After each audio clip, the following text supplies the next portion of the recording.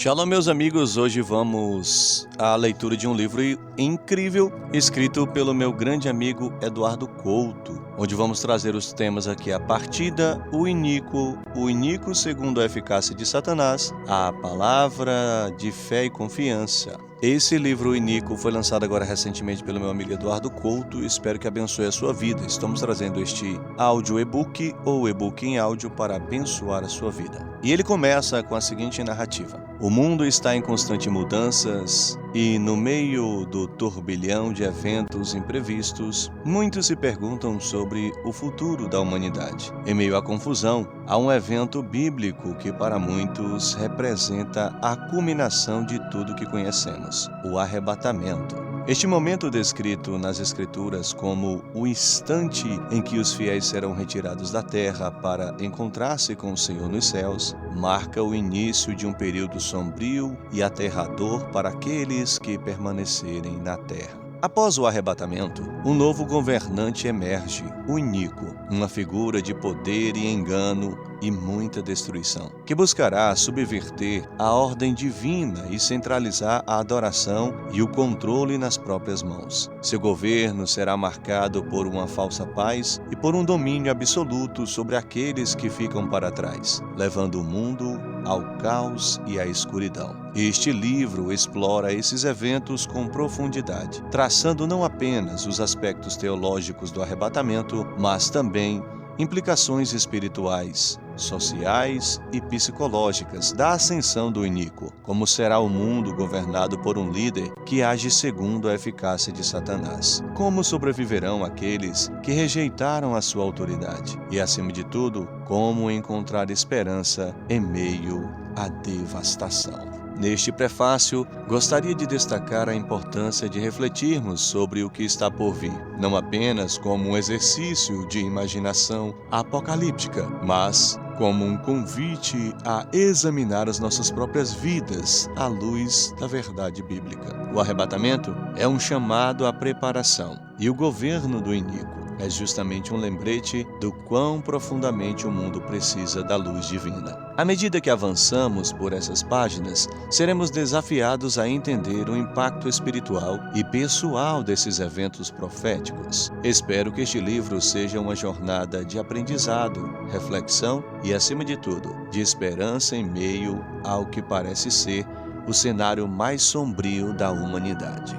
A partida. Segundo as Tessalonicenses, capítulo 2, do versículo 3 ao 12, diz da seguinte maneira: ninguém de maneira alguma vos engane, porque não será assim, sem que antes venha a apostasia, ou em algumas linguagens, partida, e se manifeste o homem do pecado, o filho da perdição, o qual se opõe e se levanta contra tudo o que se chama Deus, ou se adora, de sorte que se assentará como Deus no templo de Deus, querendo parecer Deus. Não vos lembrais de que essas coisas vos dizia quando ainda estava convosco? E agora vós sabeis o que o detém, para que a seu próprio tempo seja manifestado. A ótica pré-tribulacionista revisada entende o arrebatamento como um evento que ocorrerá antes da tribulação, um período de 7 anos de grande sofrimento e juízo sobre a terra, descrito no livro de Apocalipse. Segundo essa visão, Jesus virá rapidamente para buscar os crentes,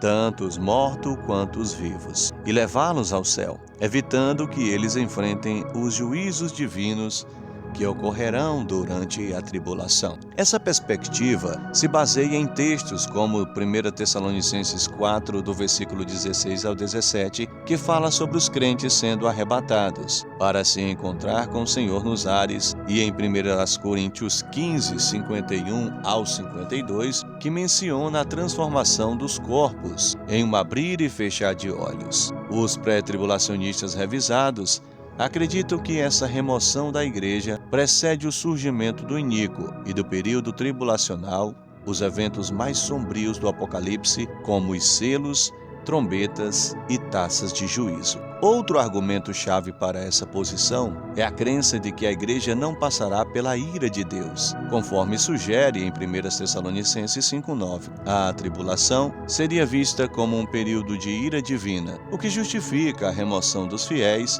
antes de seu início. Essa visão, ela dá uma ênfase ao papel distinto da Igreja e de Israel nos planos de Deus. Com a Igreja sendo removida antes que Deus volte a lidar diretamente com Israel durante a tribulação, para que muitos compreendam isso. Isso traz uma mensagem de confronto e, ao mesmo tempo, de conforto, pois significa que os crentes serão poupados do pior período da história humana. O arrebatamento será o evento cataclísmico ou catalisador para o início do governo do iníquo e do próprio período tribulacional. Falamos isso em um sentido espiritual, é claro. O cenário global mudaria de forma dramática, sendo marcado por caos imediato e oportunidades que o iníquo aproveitaria para consolidar o seu poder. Vamos imaginar como seria esse processo. O arrebatamento, onde milhões de crentes seriam instantaneamente retirados da terra. Isso deixaria o mundo em um estado de desordem sem precedentes.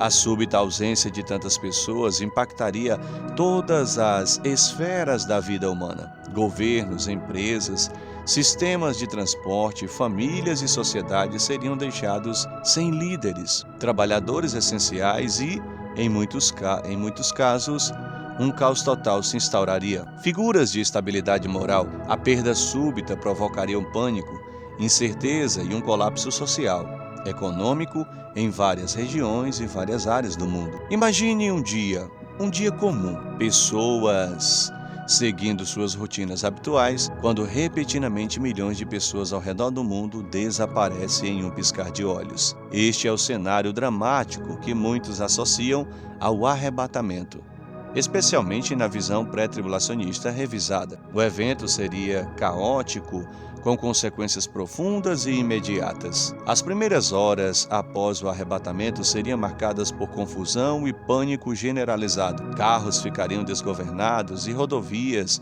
aviões sem pilotos se tornariam incontroláveis e várias atividades humanas que dependem de operadores, motoristas, médicos e outros profissionais sumidos paralisaria subitamente governos, hospitais e sistemas de emergência. Seriam sobrecarregados de imediato, tentando lidar com o caos repentino. As famílias e amigos que permanecem na terra estariam desolados, sem saber o paradeiro de seus entes queridos desaparecidos.